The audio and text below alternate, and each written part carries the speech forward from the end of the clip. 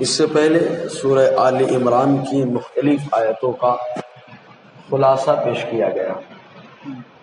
ابھی اپنے سامنے جو آیت کریمہ ہے، اس آیت کریمہ کے نزول کا بیک گراؤنڈ کیا بنتا ہے، یہ کب نازل ہوئی، تو اس سلسلے میں مفسرین کرام ارشاد فرماتے ہیں، اور میرے خیال سے محرم کے موقع پہ ہم لوگ یہ آیت بہت سنتے ہیں، اور اس آیت کا نزول بھی خوب سنتے ہیں کہ کب نازل ہوئی۔ نجران میں کچھ عیسائی رہتے تھے۔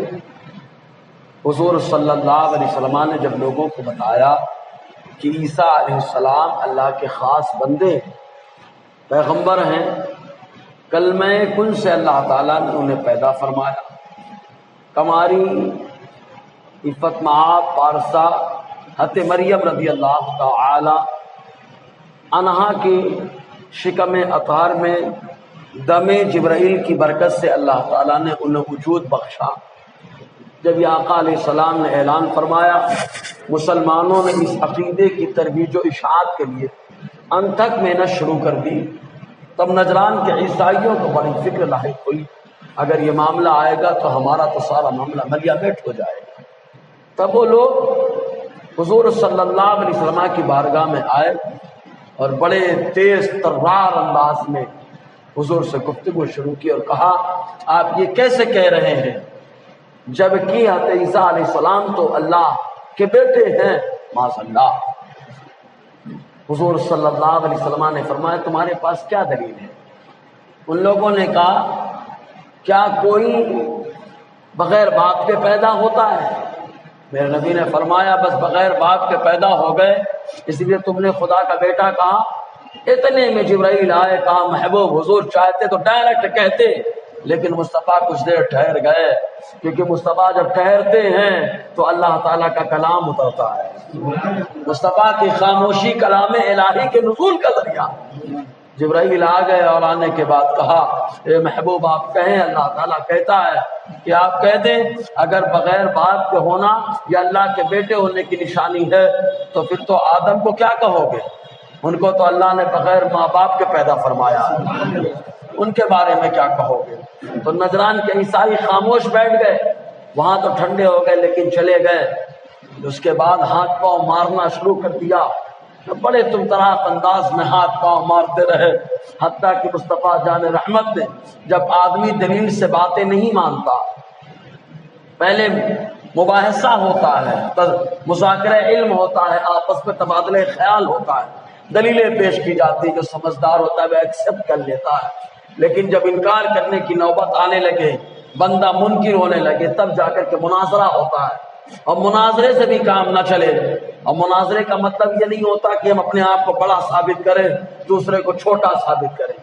مناظرے کی تعریف بھی کی جاتی ہے، توجہ المتخاصمین فی الشیء بین النسبتین اظہارا للحق والصواب، کہ کسی چیز کے بارے میں دو بحث کرنے والوں کے درمیان کسی چیز کے بارے میں بحث ہو جائے تو متوجہ ہو دونوں، تاکہ حق اور درست واضح ہو جائے۔ حق اور درست کو کلیئر کرنے کے لیے مناظرہ ہوتا ہے۔ اور اگر کوئی الزام الخصم، اگر سامنے والے کو خاموش کرنا ہے تو یہ مقابلہ ہوتا ہے، اور اگر سامنے والے کو نہ خاموش کرنا ہے بلکہ اس کے اوپر اپنی طاقت کا پریشر دکھانا ہے تو ایسی صورت میں یہ مجادلہ ہوتا ہے۔ تو حق اور درستگی کے اظہار کے لیے جب دو مد مقابل بیٹھ کے گفتگو کرتے ہیں اس کو مناظرہ کہا جاتا ہے۔ اب انگریزی میں ڈیبیٹ لفظ استعمال کر دیتے ہیں۔ بہرحال جب اس سے بھی کام نہ چلے، مصطفیٰ جان رحمت نے ایسی دلیل پیش کی تھی، عقل مند ہوتے تو وہیں پہ مان جاتے، لیکن جب خدا دین لیتا ہے تو عقلیں چھین لیتا ہے۔ آج لوگ اپنے عقیدے سے منسلک آیتوں کو توڑ مڑوڑ کر کے پیش کرتے ہیں، لیکن عقیدہ نہیں بدلتے ہیں، آیتوں کو بدل دیتے ہیں، آیتوں کا ترجمہ بدل دیتے ہیں، مفہوم بدل دیتے ہیں۔ کمال اس میں نہیں ہے، یہ بے ایمانی ہے۔ کمال یہ ہے کہ قرآن حدیث جو کہہ دے وہی ہمارا عقیدہ ہونا چاہیے، وہی ہمارا عقیدہ ہونا چاہیے جی۔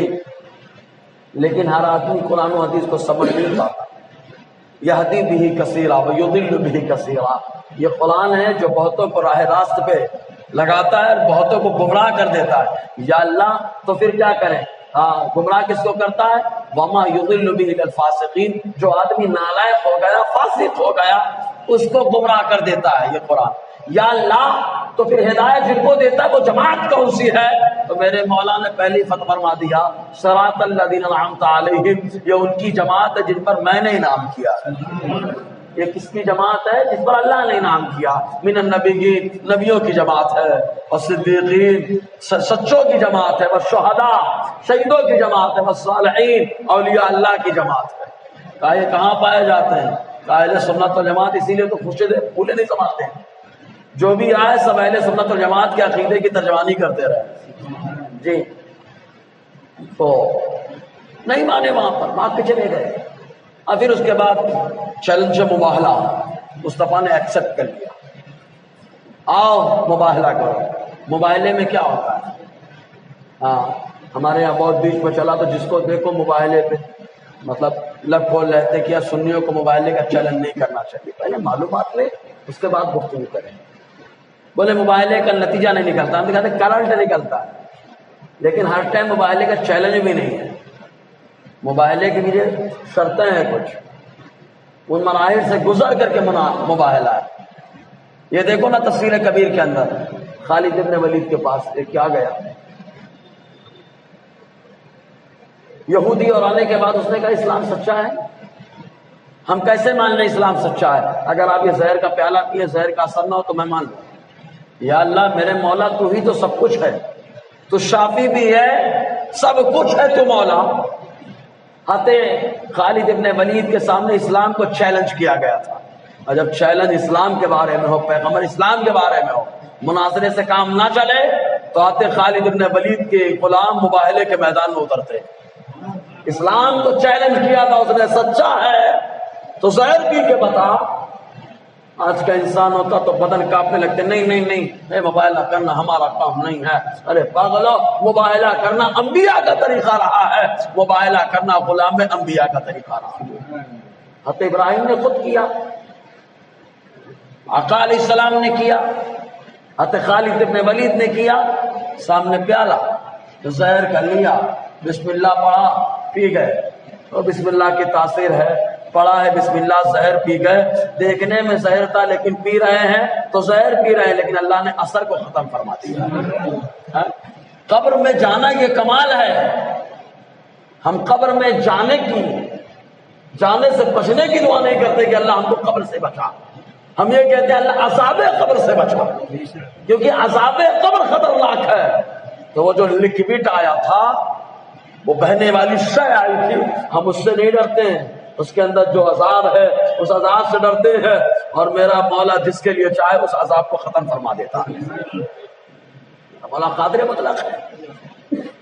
ہو گئے ہاتھ پاؤں مارے، مباہلہ ادھر ہوتے، خالد بن ولید مباہلہ جیت گئے، اور بہت ساری باتیں ہیں اس کے اندر۔ بہرحال حضور صلی اللہ علیہ وسلم سے چیلنج مناظرہ لوگوں نے کیا، مصطفیٰ نے ایکسپٹ کر لیا، کہا میدان میں۔ ایسے ٹائم پہ چونکہ شہادت کا معاملہ بھی ہو سکتا ہے، اس لیے دوسرے لوگوں کو نہیں، پہلے گھر والوں کو بلایا جاتا ہے۔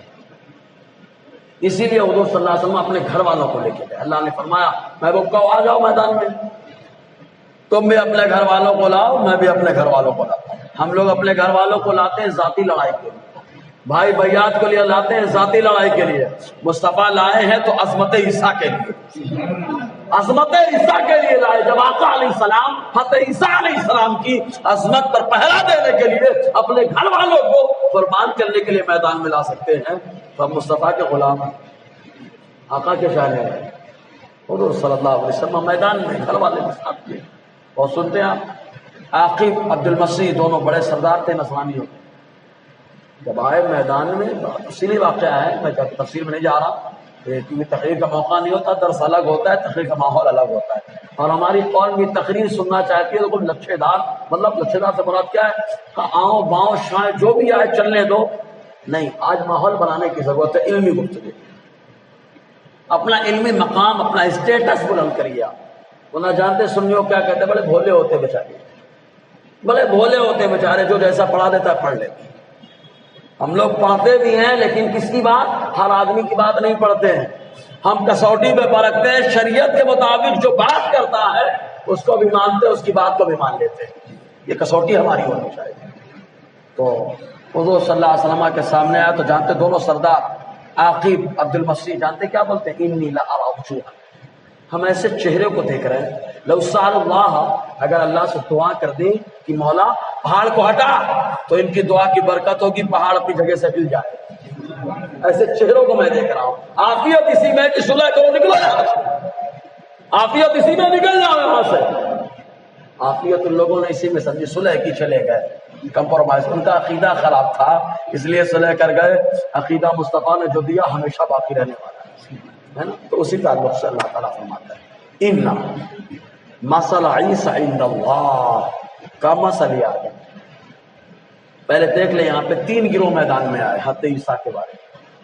پہلا گروہ جو آیا وہ نصرانیوں کا تھا، ان لوگوں نے کہا حضرت عیسیٰ کے بارے میں کہ وہ اللہ کے بیٹے ہیں، معاذ اللہ کے بیٹے ہیں۔ دوسرا گروہ یہودیوں کا آیا، ان لوگوں نے حضرت عیسیٰ علیہ السلام کو ماننے سے انکار کیوں کیا معلوم؟ وہ کہتے تھے نہیں بنی اسرائیل سے ہونے چاہیے، اور نسل جو ہے نا بیٹی سے کہاں ہے، لڑکی سے کہاں ہے۔ آج بھی نالائق پیدا ہو گئے، بولتے ہیں بیٹی سے نسل کہاں چلتی ہے۔ ابے نالائق کو بنی اسرائیل کے آخری نبی کا نام بتاؤ نا، تو کہیں گے بنی اسرائیل کے آخری نبی عیسیٰ علیہ السلام۔ ہم کہیں گے نسل کہاں سے آئی، تو پھر کہیں گے مریم سے آئی۔ تو مان گئے نا کہ اللہ تبارک و تعالیٰ کبھی کبھی اپنے نبی کے معجزے کو ظاہر فرماتا ہے، نسل تو بیٹے سے چلتی ہے لیکن کبھی بیٹی سے بھی جاری فرما دیتا ہے۔ بنی اسرائیل کے آخری نبی عیسیٰ علیہ السلام۔ تو ان لوگوں نے کیا کہا تھا معلوم؟ نہیں، حضرت عیسیٰ علیہ السلام ثابت النسب نہیں ہے ماشاء اللہ، اس لیے وہ لوگ حضرت مریم کے اوپر انگلی اٹھاتے، کبھی حضرت عیسیٰ کی عصمت پہ انگلی اٹھاتے، ہمیشہ قتل کے در پہ رہتے۔ 2 گروہ۔ تیسرا گروہ ان پاگلوں کا آیا جن لوگوں نے کہا یوسف نجار معاذ اللہ ثم معاذ اللہ حضرت عیسیٰ علیہ السلام کا باپ ہے۔ اللہ نے تینوں کا رد فرمایا ہے۔ کیسے رد کیا؟ ان مثل عیسیٰ، بے شک مت کرنا اس میں، ان بے شک کوئی شک نہیں، رب نے پہلے کہہ دیا شک کرنا ہی مت، ان بے شک مثل عیسیٰ، عیسیٰ کی کہاوت عند اللہ، اللہ کی بارگاہ میں، بندہ کچھ سمجھتا رہے اس کا میٹر ہے، لیکن اللہ کی بارگاہ میں کیا ہے؟ کا مسئلہ آدم کی طرح ہے، آدم کی طرح ہے۔ جیسے آدم بغیر ماں باپ کے آ گئے تو کوئی حیرانی نہیں ہے، ویسے ہی عیسیٰ بغیر باپ کے آئے، جس میں کیا حیرانی ہے۔ تو نصرانی یہودیوں نے ایک اعتراض اور کیا، وہ اعتراض یہ تھا کہ جب ثابت النسب نہیں تو نبی کیسے ہو گئے؟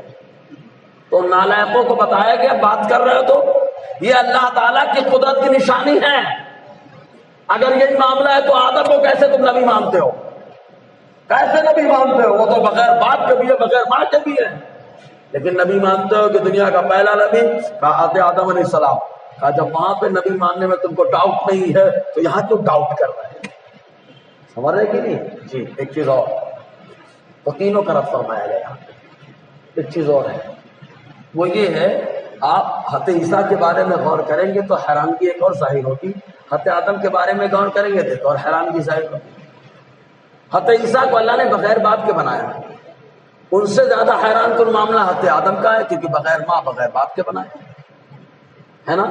لیکن ایک حیثیت سے حضرت عیسیٰ کا معاملہ زیادہ حیران کرنے والا، حیرانی میں ڈالنے والا۔ کیسے؟ کہ آدم علیہ السلام کو جب بنایا گیا تو ان کے لیے مٹی، ہوا وغیرہ عناصر اربعہ کا استعمال ہوا۔ یا مولا جب تو نے عیسیٰ کو بنایا تو کون سی مٹی؟ تو میرا رب فرمایا کہ یہاں مٹی اٹھی کچھ نہیں ہے، یہاں تو بس میں نے جبرائیل کو کہا دم کرو، دم کر دیا، ہوا دم کر دیا، اللہ تبارک و تعالیٰ نے عیسیٰ علیہ السلام کو پیدا فرمایا۔ وہاں مٹی کا استعمال، ہوا کا استعمال، عناصر اربعہ کا استعمال، یہاں کسی چیز کا استعمال نہیں، خالی دم کر دیا۔ جب حضرت جبرائیل کے دم میں جو وزیر ہے مصطفیٰ کے اتنا دم ہے، خالی دم کرتے تو نبی پیدا ہو رہے ہیں، تو ذرا سوچو میرے نبی کے دم میں کتنا دم ہوگا، کتنا دم ہوگا میرے نبی کے دم میں، کتنا دم ہوگا۔ یہ حضرت عیسیٰ علیہ السلام، اسے بلکہ اس وقت سمجھ لینا کہ عیسیٰ علیہ السلام سے افضل ہو گئے جبرائیل، نہیں، عیسیٰ علیہ السلام نبی ہیں، تو یہ حیران کن معاملہ۔ ایک چیز اور بتا دیں، بہت ساری چیزیں ہیں اللہ تعالیٰ ان کو بغیر ماں باپ کے بناتا ہے۔ آدمی کا اگر سر گندا ہو جائے تو جو بغیر ماں باپ کے پیدا ہو جاتی ہے، بغیر ماں باپ کے۔ بستر گندا ہو جائے تو کھٹمل بغیر ماں باپ کے پیدا ہو جاتا ہے۔ ایک اعتراض آپ کر سکتے ہیں، حضرت حوا کو اللہ نے بغیر ماں باپ کے بنایا، لیکن دماغ یہ کہتا ہے وہ تو حضرت آدم کے بدن سے بنی ہے نا، تو آدم علیہ السلام کی بیٹی ہونا چاہیے۔ دماغ یہ کہتا ہے آدم علیہ السلام کی بیٹی ہونی چاہیے، لیکن اصول یہ کہتا ہے کہ دماغ پہ گولی مار۔ یہ دماغ کی بات ہر جگہ نہیں چلتی، کیونکہ اولاد ہونے کے لیے نطفے سے پیدا ہونا شرط ہے۔ اولاد کے لیے نطفے سے پیدا ہونا شرط ہے، اسی لیے اللہ تعالیٰ نے حضرت حوا کو نطفے سے نہیں بنایا، اس لیے کہ ہڈی سے پیدا فرمایا۔ ہاں، ہم جنس اسی لیے بنایا ہے کہ انسانوں کے جنس میں بنایا ہے، ورنہ کوئی اور جنس میں آ سکتے تھے۔ ہمارے یہاں جنس تو کسی بھی معنی میں استعمال ہوتا ہے، سمجھ رہے کہ نہیں جی؟ تو حضرت آدم علیہ السلام کے بارے میں رب نے فرمایا۔ ایک چیز اور ہے، ایک عیسائی جو ہے حضرت عیسیٰ علیہ السلام، چونکہ ان میں ایک عقیدہ یہ بھی ہے، بیٹا مانتے ہیں، اور کچھ لوگ یہ کہتے ہیں اقلیم ثلاثہ کے قائل ہے نا، تین خدا معاذ اللہ، باپ بیٹا بیوی معاذ اللہ بولیے نا یار، یہاں پر معاذ اللہ بولنا ثواب ہے، بولنا چاہیے گستاخی والے جملے پہ۔ تو وہ بیان کر رہا ہے، کہتے ہیں عیسیٰ علیہ السلام معبود ہے، معبود۔ تو ایک عالم نے پوچھا، حکایت ہے یہ، عالم نے پوچھا ان کے معبود ہونے کی کیا دلیل ہے؟ کہا اس لیے کہ عیسیٰ علیہ السلام بغیر باپ کے پیدا ہوئے۔ کہا بغیر باپ کے پیدا ہونا اگر معبود ہونے کی دلیل ہے تو آدم علیہ السلام تو اور سے بڑے معبود ہوں گے، وہ تو بغیر ماں باپ کے پیدا ہوئے۔ تو اس نے کہا نہیں، ان کے معبود ہونے کی دلیل یہ ہے کہ مردوں کو انہوں نے زندہ کیا۔ تو ایک عالم نے کہا، جو عالم اسلام، انہوں نے کہا اگر مردوں کو زندہ کرنا یہ معبود ہونے کی نشانی ہے تو حضرت حزقیل علیہ السلام کی دعا سے اللہ تعالیٰ نے ایک دو نہیں 1000 مردوں کو زندہ فرمایا۔ حضرت موسیٰ علیہ السلام کی دعا سے 70 کو زندہ فرمایا۔ ان کو تو بدرجہ اولا معبود ہونا چاہیے۔ کہا نہیں، ان کے معبود ہونے کی دلیل وہ اگر مٹی میں دم کر دیتے تو پرندہ بن جاتے، اڑنے لگتے، بتا چکا ہوں اسے۔ فانفخوا فیہ، دم کرے اڑنے لگے، فیکون طیرا، پرندہ ہو جائے۔ تو کہا اگر یہ معاملہ ہے تو جو ماں کے پیٹ میں فرشتہ آتا ہے، بچے میں سب کچھ کرتا ہے، اس کو بھی تم لوگ معبود مان لو، کیونکہ وہاں دم کرتا ہے، دم کر دیا ہے تو پرندہ بن گیا، یہاں دم کر دیا تو انسان بن گیا۔ سمجھے نا؟ خاموش ہو گئے۔ اس لیے بے تکی باتیں کرنے والے کو دلیل مضبوط دی جائے ٹھنڈا ہو جاتا ہے، سمجھ رہے نا جی؟ تو اللہ تبارک و تعالیٰ فرماتا ہے بے شک عیسیٰ علیہ السلام کی کہاوت اللہ کی بارگاہ میں آدم علیہ السلام کی طرح ہے۔ آدم علیہ السلام کی خمیر میں ہر قسم کی مٹی کا استعمال ہوا، ہر قسم کی مٹی کا استعمال ہوا۔ تفسیر عزیزی کے اندر آیا جب آپ کا خمیر بنایا گیا تو پانی جو استعمال ہوا، پانی 39 دن مسلسل غموں کی بارش ہوتی رہی، پانی ملایا گیا۔ کون سا پانی؟ غم کا پانی۔ 40ویں دن خوشی کا پانی آیا۔ اسی لیے انسان غم میں زیادہ رہتا ہے، خوش کم ہوتا ہے۔ کچھ بھی ہو، کچھ نہ کچھ غم رہتا ہی ہے اس کو، کیونکہ غم کا پانی زیادہ ہے، خوشی کا پانی کم ہے۔ یہ اللہ تعالیٰ کی حکمت ہے۔ پھر کہیں گے غم کیوں؟ کہا غم میں بندہ آنسو بہاتا ہے اور غم میں اپنے ہمدرد کو تلاش کرتا ہے، اور میرا مولا دیکھنا چاہتا ہے کہ بندہ غم میں رہتا ہے کس کو یاد کرتا ہے، تو جو دیوانہ ہے وہ خدا کو یاد کر کے آنسوؤں کو بہا دیتا ہے، تو اللہ تعالیٰ ان آنسوؤں کو بھی پسند فرماتا ہے نا۔ اس لیے غم کا معاملہ رکھا، ورنہ خوشی میں انسان بھول جاتا ہے، خوشی میں بھول جاتا ہے جی۔ ہر قسم کی مٹی کا استعمال ہے۔ اسی لیے دیکھیں آدم کی اولاد میں کوئی سفید مٹی غالب آئی تو وہ ہو گیا، کہ لال مٹی ہو، کالی مٹی تو وہ، خوشبودار تو وہ جس پر جو مٹی غالب آئی ویسا معاملہ ہو ویسا۔ یہاں ایک چیز بتانا چاہتا ہوں، بڑا پیارا نکتہ ہے۔ اچھا عورت سے پوچھنا، جو شادی شدہ سبھی دکھ رہے اور نہیں ہے تو انشاءاللہ مستقبل میں ہو جائیں گے، محترمہ جب 19 سے ہوتی ہیں، 120 دن کا بچہ ماں کے پیٹ میں ہوتا ہے تو ایک فرشتہ آتا ہے، حدیث میں آیا، بخاری مسلم کی متفق علیہ حدیث، آ کے دم کرتا۔ فرشتہ آتا ہے جاتا ہے، اے عورت یہ بتا تجھے معلوم ہوتا ہے، تو دیکھتی ہے؟ تو عورت کہے کہ نہیں، کب آیا کب گیا، اب آیا کب گیا معلوم نہیں پڑا۔ کہا تیرے پاس آیا، تیرے پیٹ میں آیا، تجھے نہیں معلوم، لیکن سن میرا مصطفیٰ سب جانتا ہے کہ 120 دن کا جب بچہ ہوتا ہے تو ماں کے پیٹ میں فرشتہ موجود ہو جاتا ہے۔ سمجھے نا، یہ مصطفیٰ کی نظر ہے۔ ہاں؟ جہاں کوئی نہ دیکھے وہاں مصطفیٰ فرماتے ہیں میں دیکھتا ہوں۔ جی انی ارا ما لا ترون، میں وہ دیکھتا ہوں جو تم نہیں دیکھتے ہو۔ لوگ نہیں دیکھ پاتے کیا ہے، مصطفیٰ دیکھ لیتے، مصطفیٰ پہچان لیتے ہیں۔ جی اللہ تعالیٰ فرماتا ہے بے شک عیسیٰ علیہ السلام کی کہاوت اللہ کی بارگاہ میں آدم کی طرح ہے۔ خلقہ من تراب، اللہ نے آدم کو مٹی سے بنایا۔ یا اللہ تو نے آدم کو مٹی سے بنایا، عیسیٰ کو کس سے بنایا؟ تو آگے رب تعالیٰ خود بتاتا ہے عیسیٰ کو کلمہ کن سے بنایا، پھونک دیا، دم کر دیا، کام ہو گیا۔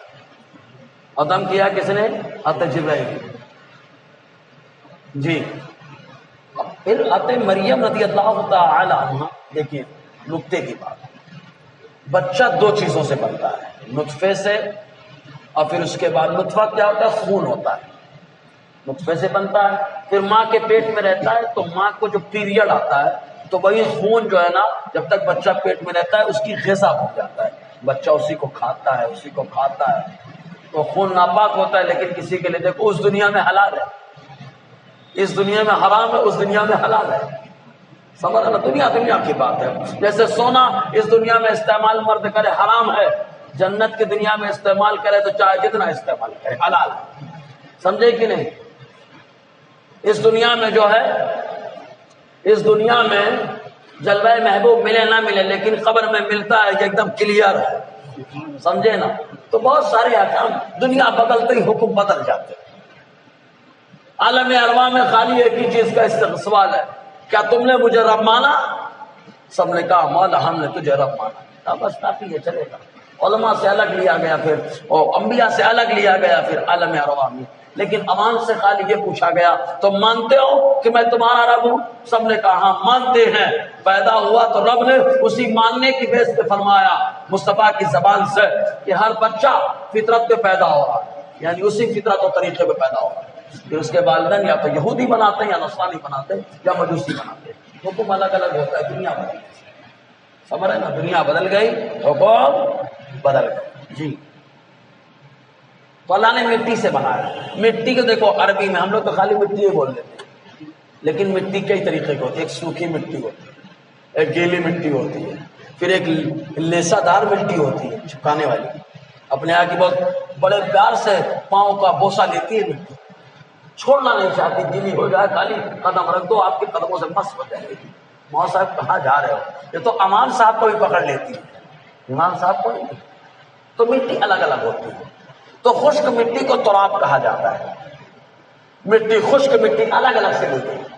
پھر اس کو اللہ تعالیٰ نے جو گیلی فرمایا تو تین ہو گئی، کہیں پر تین آیا، آدم کو تین سے بنایا، کہیں پہ آیا آدم کو تراب سے بنایا، کہیں پہ آیا آدم کو جو ہے نا صلصال من حمأ مسنون سے بنایا۔ اس طریقے سے الگ الگ جملے آئے، اللہ نے مٹی سے بنایا۔ دیکھو سوکھی مٹی کو تراب کہا جاتا ہے، یہی وجہ ہے کہ حضرت علی کرم اللہ وجہ کریم خانہ کعبہ کے سائے میں جب لیٹے تھے تو ان کی پیٹھ میں مٹی لگ گئی تھی، تو مصطفیٰ نے کیا فرمایا؟ قم یا ابا تراب، اے مٹی والے اٹھو۔ کیوں؟ گیلی مٹی نہیں لگی تھی، سوکھی مٹی لگی تھی، اور سوکھی مٹی کو تراب کہتے ہیں، تو مصطفیٰ نے کہا یا ابا تراب، اے سوکھی مٹی والے اٹھیے۔ سمجھ رہے نا؟ تو اللہ تعالیٰ فرماتا ہے آدم کو سوکھی مٹی سے بنایا۔ یا اللہ، آدم کے خمیر میں خالی مٹی ہے کہ پانی بھی ہے؟ پانی بھی تو ہے، کہنا چاہیے نا من تراب وما، پانی اور مٹی دونوں سے اللہ نے بنایا، لیکن جہاں مٹی کا تذکرہ ہے پانی کا تذکرہ ہی نہیں۔ تو کہا ہے تو پانی بھی ہے، گرماہٹ بھی ہے، ہوا بھی ہے، سب ہے، لیکن اصل مٹی ہے۔ کیوں؟ کہا اس لیے کہ مٹی کے بغیر کام نہیں چلے گا۔ جیسے آدمی کے گھر میں جب آٹا گوندھا جاتا ہے، پانی بھی ہے، سب کچھ ہے، پانی ہے، آٹا گوندھا بنایا، توے پہ ڈالا، گرماہٹ بھی ہے، اس کے بعد جناب آنکھ کے سامنے روٹی آئی تو بولے کس کی روٹی ہے؟ تو یہ نہیں کہتے پانی کی روٹی ہے، ہوا کی روٹی ہے، گرماہٹ کی روٹی ہے، بلکہ کیا بولتے آٹے کی روٹی ہے۔ کیونکہ بیس آٹا ہے چار میں، تو ایسے ہی چاروں چیزوں میں بیس اللہ نے بنیاد جس کو بنایا وہ مٹی ہے، اس لیے رب نے فرمایا آدم کو مٹی سے بنایا، ہمارا نا، اس لیے اللہ تعالیٰ نے فرمایا آدم علیہ السلام کو مٹی سے بنایا، خلقہ من تراب، رب فرماتا ہے آدم کو مٹی سے بنایا۔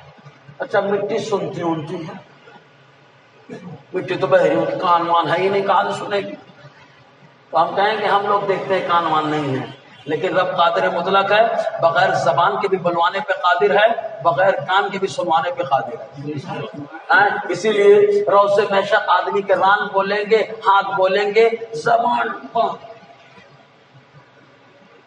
تو رب تو بلوانے پہ قادر ہے، جیسے بلوانے پہ قادر ہے ویسے سنوانے پر بھی قادر ہے۔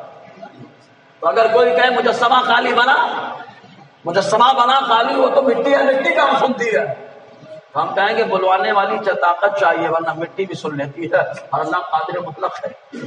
اچھا ایک بات بتائیں، وہی مٹی ہے، خالی مٹی، لیکن جب رب نے انسان بنایا تو اسی مٹی میں ہڈی کا انتظام الگ ہو گیا، دیکھیں نا، وہی مٹی ہے، ہڈی الگ ہے، وہی مٹی ہے، ناخن الگ ہے، وہی مٹی ہے، بال الگ ہے، وہی مٹی ہے جس میں نسیں الگ ہے، وہی مٹی ہے جس میں گودے الگ ہیں، وہی مٹی ہے جس میں کڑک ہڈی الگ ہے، نرم ہڈی الگ ہے، اسی ہڈی میں اللہ نے خون کا بھی انتظام کر دیا، اسی ہڈی میں اللہ نے کھال کا بھی انتظام فرما دیا، اسی ہڈی میں اللہ تعالیٰ نے گوشت کا بھی انتظام فرمایا۔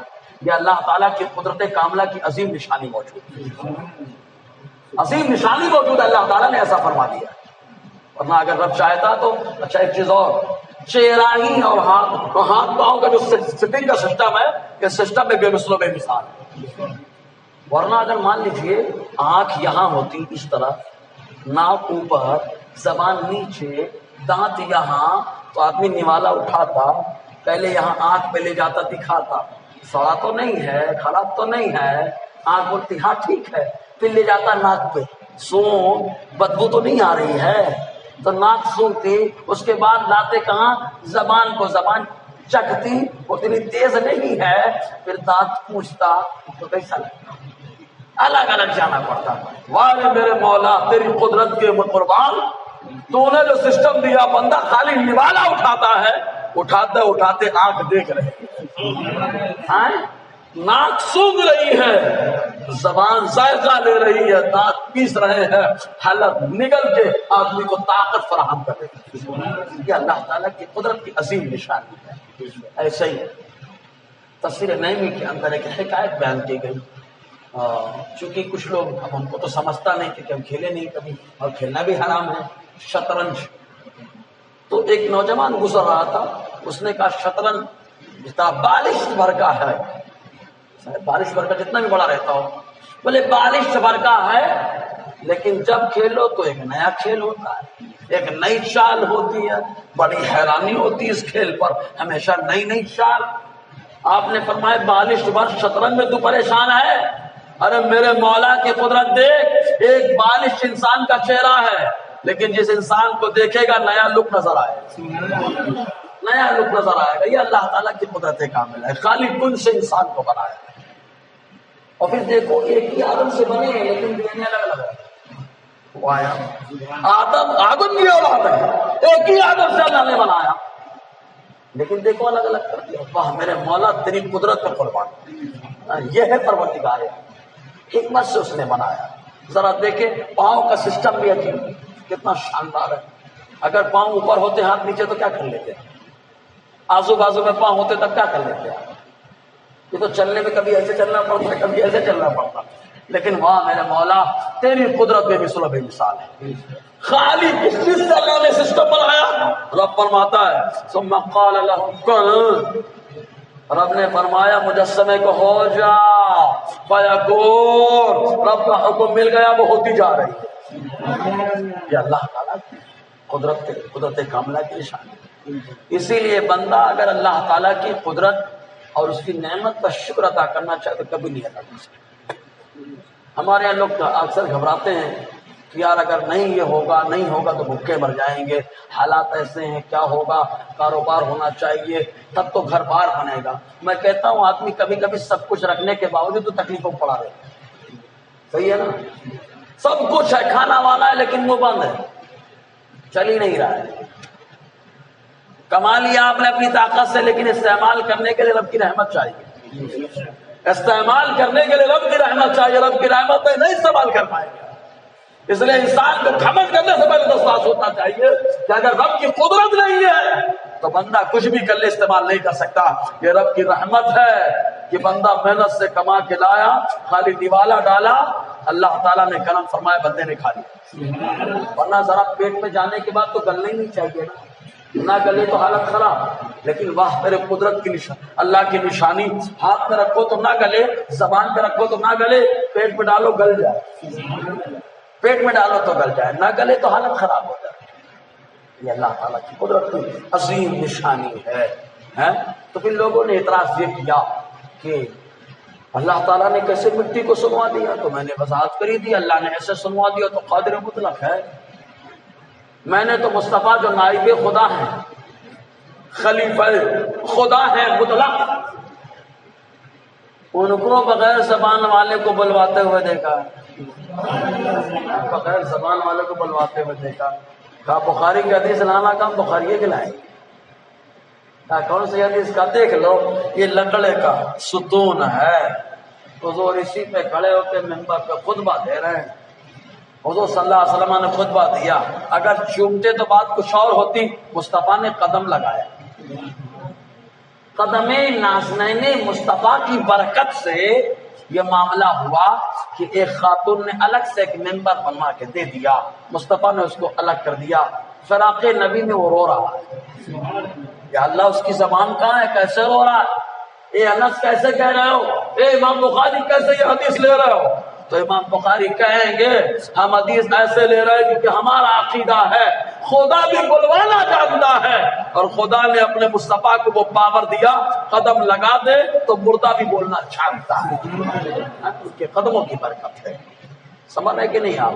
جی. اور بہت ساری حدیثیں ہیں. ارے ایک بڑی مشہور ہے، حوالہ پیش کرنے کے لیے بات پیش کرتا ہوں. لوگ پوچھتے ہیں ابو جہل کے ہاتھ میں کنکریاں تھیں، کلمہ پڑھی، حوالہ؟ ہم کہیں گے حوالے کے حوالے کیے دیتا ہوں. علامہ عبدالرحمن جامی نے شواہد النبوہ میں لکھا، اس میں شواہد النبوہ کے اندر لکھا نبی کی بارگاہ میں جو آتا ہے وہ بھی چھپی چیزوں کو جان لیتا ہے. عقیدت کے ساتھ آئے تو صحیح ہے، دیکھو کنکری اندر ہے، باہر جو چیزیں سب چھپی ہے اس کے لیے. اندر جو کنکری ہے اندر، اس کے لیے باہر والی سب چھپی ہے کہ نہیں چھپی ہے؟ باہر کون ہے اس کو کیا معلوم؟ تو وہ کنکری کا ہے کہ اب یہ بولنا مت دوبارہ، باہر کیا ہے ہم کو نہیں معلوم، ہم غلام مصطفیٰ ہیں، ہمارے سامنے بھی چھپی چیزیں کھلی نظر آتی ہیں. غلام مصطفیٰ ہے. کنکریوں نے بھی کلمہ پڑھ کے بتا دیا، باہر جو چھپی چیز میں اسے جانتی ہوں، کلمہ پڑھ کے بتا رہے. لیکن ابو جہل نہیں مانا کہ کیسے جان لیا. اس پاگل کو یہ نہیں سمجھ میں آیا نیٹ ورک بڑا مضبوط ہے، یہ آقا غلام کی نسبت کا تعلق ہے، یہ مضبوط ہو گیا. آقا تو جانتے ہی ہیں، غلام بھی جان لیتا. سمجھے گی نہیں آپ؟ تو بلوانا. اور بہت ساری روایتیں ہیں جس میں آقا علیہ السلام کی عظمت واضح ہو جاتی ہے. اللہ تعالیٰ فرماتا ہے، اب یہ ساری باتیں حق ہیں، کلیئر ہے. اچھا، حق اور سچ دو لفظ آتے ہیں. حق اور عربی میں بولتے ہیں صدق. صدق دونوں میں فرق کیا ہے؟ صدق، بارش ہوئی، بارش ہوئی. اب اگر واقعتاً بارش ہوئی تو میں نے صدق بات کہی، اور اگر بارش نہیں ہوئی تھی جو میں نے کہا تو کیا ہے؟ کس وجہ جھوٹ ہے. یعنی جیسا ہوا ویسا بتایا تو یہ کیا ہے؟ صدق. کا حق کیا ہے؟ کا جیسا ہونے والا ہے، ہونے والا ہے، پہلے ہی بول دیا، اسی کے حساب سے ہو گیا تو اس کو حق کہا جاتا ہے. سمجھ میں آیا نا؟ حق اور صدق. کہا یا اللہ آدم کا واقعہ تو پہلے ہو چکا ہے، کہا بعد میں اعتراض ہونے والا ہے، ہنگامہ بعد میں ہونے والا ہے، اس لیے ابھی سے حق بتایا دیا جا رہا ہے کہ آدم کی یہ شان ہے، عیسیٰ کا یہ مقام ہے، اور جب ضرورت پڑ جائے تو ڈرنا مت، یہ حق ہے. برملا اعلان کر دینا الحق من ربک، حق تمہارے رب کی طرف سے ہے، فلا تکن من الممترین، تو شک کرنے والوں میں مت پڑنا، یا صحیح کہہ رہا ہے غلط کہہ رہا ہے، صحیح کہہ رہا ہے نہیں، حق رب کی طرف سے، سمجھ میں آیا نا؟ یہ اسی لیے کہا گیا جاء الحق وزهق الباطل، حق آیا، یعنی پہلے کہہ دیا گیا 360 ان کی پوجا نہیں ہوگی، آدم آئے تو بھی یہی کہا ایک اللہ کی عبادت ہے، نوح آئے ایک اللہ کی عبادت ہے، جتنے پیغمبر آئے سب نے کہا ایک اللہ کی عبادت ہے، پہلے یہ حق بولا جا چکا ہے۔ ہم مصطفیٰ نے اٹھایا ڈنڈا مار مار کے نیچے گرایا اور بتا دیا حق آ گیا، اب باطل مٹے گا، اس کو مٹنا ہی ہے، 360 کی پوجا نہیں ہونی ہے، جو ماضی میں کہا جا چکا ہے وہ حق ہے، اب وہی غالب رہے گا، سمجھ رہے نا؟ حق یہ ہے، صرف یہ ہے، اور فرماتا ہے الحق من ربک، حق تمہارے رب کی طرف سے ہے، تم شک کرنے والوں میں سے مت ہو۔ آگے انشاءاللہ